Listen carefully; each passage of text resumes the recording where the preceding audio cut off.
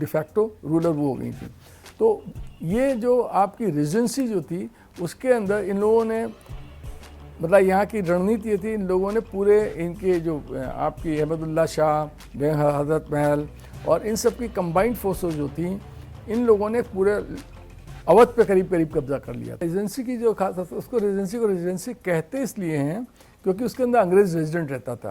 1764 battle of Buxar जो हुई थी, शहदौला जो कि अंग्रेज़ और कंबाइंड फोर्सेस थी। नवाब अवध का जो तीसरा नवाब था नवाब शहदौला, बंगाल का नवाब और जो मुग़ल फोर्सेस थी, इन तीनों कंबाइंड फोर्सेस ने टक्कर ली थी अंग्रेज़ों से, जिसके अंदर के लोग हार गए थे। इनकी कंबाइंड फोर्सेस अंग्रेज जीत गए थे।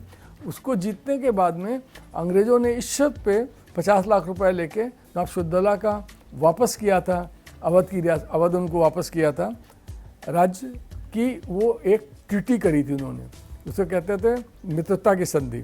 पर मित्रता की संधि तो खाली कहने की थी, असली बात ये थी उन्होंने कहा था कि आप यहाँ रहेंगे, आप शासन चलाएंगे, पर फौज यहाँ पर हमारी रहेगी, जिसका खर्चा है कि आप शहदौला देंगे।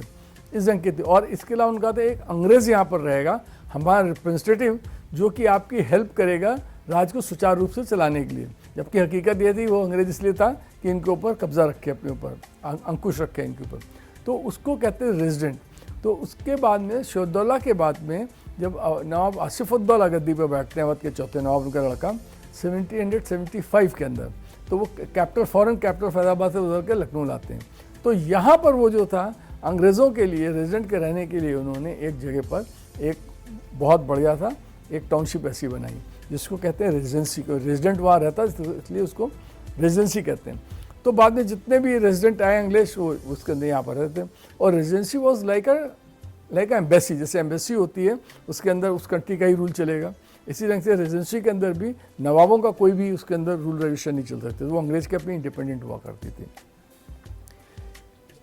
57 जब 56 के अंदर नवाब हैदर अली शाह को गद्दी से यहाँ हटाया जाता है, उसके बाद आपको 1857 के अंदर एक साल के बाद में जब यहाँ पर रिवोल्ट होता है, मंगल पांडे ने वहाँ पर पहले रिवोल्ट का बिगुल बजाया था, वो फिर धीरे धीरे करके पूरे हिंदुस्तान में फैल गया। आपको सबको मालूम है मेरठ से दिल्ली फौज चली गई, वहाँ पर बहुत सारे जफ़र को कैसे इन्होंने अपना ज़बरदस्ती, वो चाहता नहीं था हमको बनाया जाए, कहना चाहिए इनको अपना राजा दोबारा डिक्लेयर किया, उसको मालूम था हम हार जाएंगे तो ख़राब हो जाएगा, लेकिन अंग्रेज़ों ने उसको फोर्स, क्रांतिकारियों ने फोर्स करके बना दिया था। फिर वहाँ से जब रिवर्सेस होने लगे, वहाँ से भी भारतीयों को हार मिलने लगी, तो सब इकट्ठे होकर पूरे दिल्ली सब जाके लखनऊ में इकट्ठे होने लग गए थे। लखनऊ में इसलिए इकट्ठे होने लग गए थे कि लखनऊ के अंदर उस समय फिर यहाँ पर जब सब इकट्ठे हुए तो उन्होंने कहा कि जब भी हम ये लड़ाई लड़ेंगे तो लड़ाई किसी एक राजा के झंडे के नीचे लड़नी पड़ेगी। तो राजा किसको डिक्लेयर करा जाए यहाँ पर, तो राजा उन्होंने डिक्लेयर कर दिया था, कहा कि किसी राज परिवार का ही होना चाहिए। तो राज परिवार के अंदर उस समय जो बहादुर शाह, जो हमारे वाहिद अली शाह थे, वो तो कलकत्ता चले गए थे, अपने इंग्लैंड जाने के लिए कलकत्ता चले गए थे यहाँ से। तो उनकी एक बेगम थी, उनका नाम था बेगम हजरत महल। निकाही बीवी दो थी, एक खास महल और एक थी आप खास महल कहिए या आप आलवारा बेगम कहिए उनको, और दूसरी उनकी थी अख्तर महल। ये दोनों चली गई थी, लेकिन जो इनकी पहली निकाही बीवी थी बेगम हजरत महल, वो यहीं रह गई थी। तो उनका एक लड़का था, उसका नाम था ब्रिजिस कद्र। तो ये तय हुआ कि ब्रिजिस कद्र को डिक्लेयर कर दिया जाए राजा। तो ब्रिजिस कद्र को इन क्रांतिकारियों ने मिलकर, हिंदू मुस्लिम सब ने मिलकर उसको अपने यहाँ का राजा डिक्लेयर कर दिया। राजा डिक्लेयर करने के बाद तब बेगम, वो नाबालिग था, तो बेगम हजरत महल जो थी वो she was calling the shot, she was controlling, वो डिफैक्टो रूलर वो हो गई थी।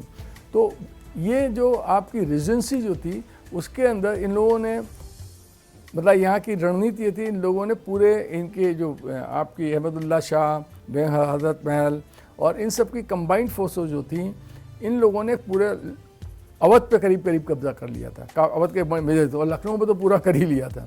और यहाँ पर इन्होंने अपना शासन कायम कर लिया था। करीब 4.5-5 महीने करीब चला था यहाँ पर, बीच में एक आध गैप रहे हैं हल्के से, कि इन्होंने इस काल के अंदर इनका शासन था यहाँ पर। और इसके लिए इन्होंने, इनको पैसे की ज़रूरत थी, तो बेगम हजरत महल को जब पैसे की ज़रूरत पड़ी तो उन्होंने कहाँ से पैसा लाएंगे इस समय, एकदम से टैक्स तो आ नहीं जाएगा कोई 6 महीने, 4 महीने, 3 महीने के अंदर। तो इन्होंने यहाँ के जितने रईस थे उनके ऊपर टैक्स इम्पोज कर दिया कि आपको वॉर लाइक कहना चाहिए वॉर टैक्स समझ लीजिए उसको, कि आपको देना है इमरजेंसी में। और जिन्होंने नहीं दिया उनको लूट लिया।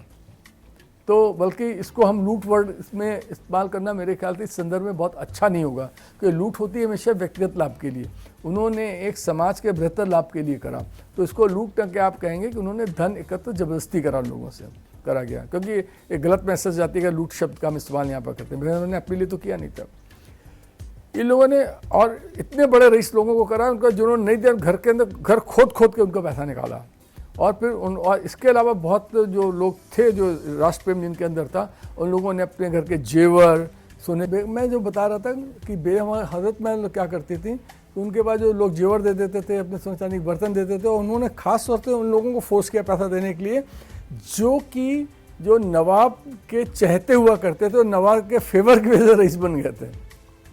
ठीक काम करा उन्होंने।